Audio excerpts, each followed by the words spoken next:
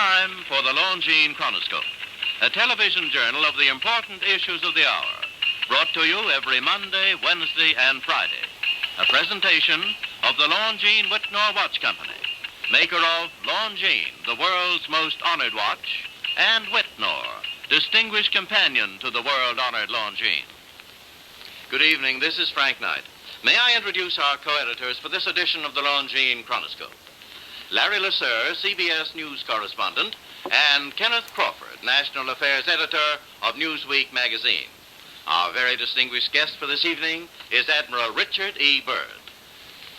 The North Pole used to be a no-man's land, but these are the days when, by buying a ticket on a commercial airliner, you can fly across the North Pole and drink a cocktail at the same time. Yet only 60 or more years ago, about 35 years ago, our guest tonight found out whether there was any land north of the North American continent.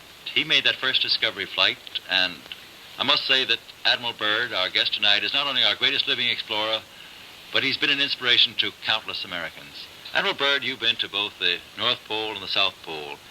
Is there any unexplored land left on this earth that might appeal to adventurous young Americans? Yes, there is. And not up around the North Pole, because it's getting crowded up there now, because they find out it's really usable, not only to live in, but militarily.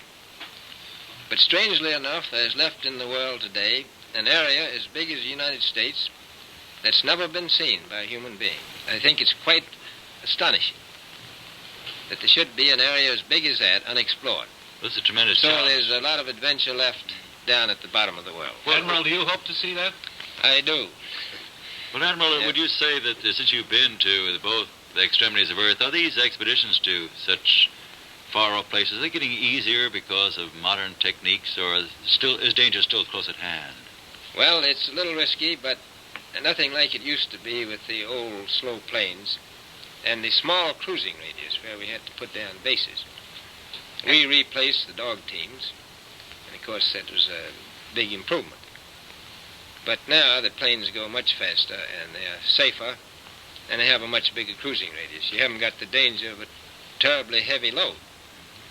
Admiral, an expedition to which I believe you're the advisor is now en route. What is that expedition doing? Well, that's the icebreaker Atka, and it's a reconnaissance expedition.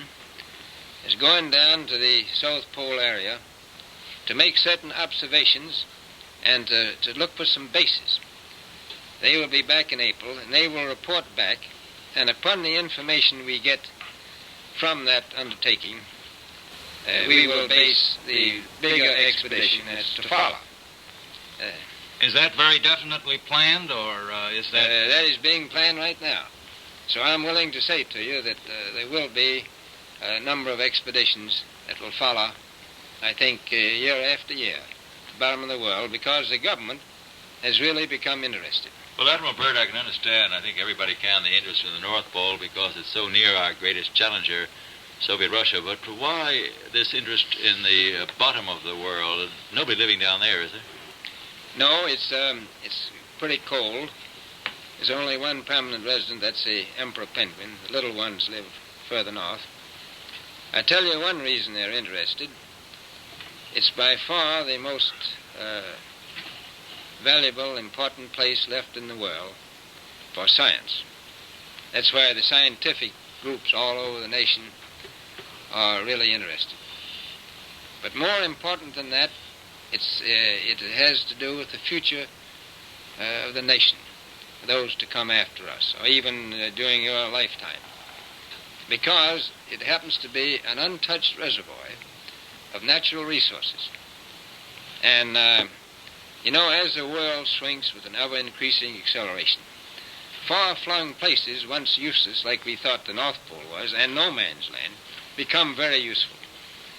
The bottom of the world will be important, not only to us, but to our allies. I was going to ask you, does it have military importance? It has some, and as the world shrinks, it will continue to shrink with an ever-increasing acceleration, thus bringing these places closer. And in the future, I can see a time when it will be very, very important strategically.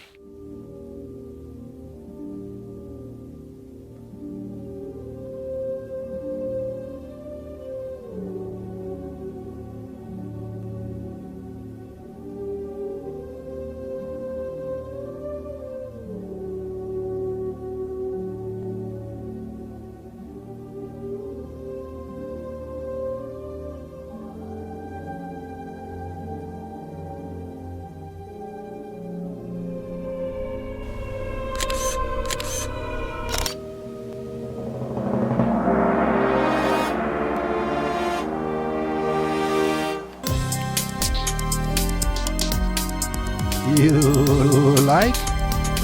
Subscribe!